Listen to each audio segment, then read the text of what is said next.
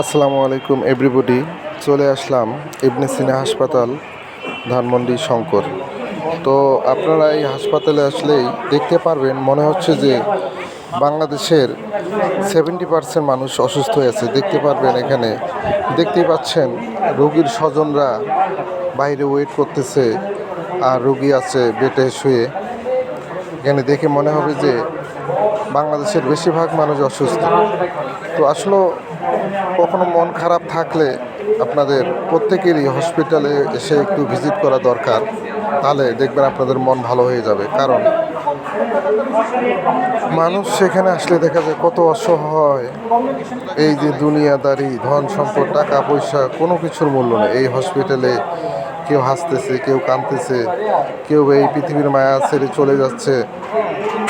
কত মানুষের কত রোগ। তো আমাদের এক অফিসের কলিগ, তিনি অসুস্থ, আইসিইউতে আছে। ওনাকে দেখার জন্য মূলত আসলাম এই হসপিটালে।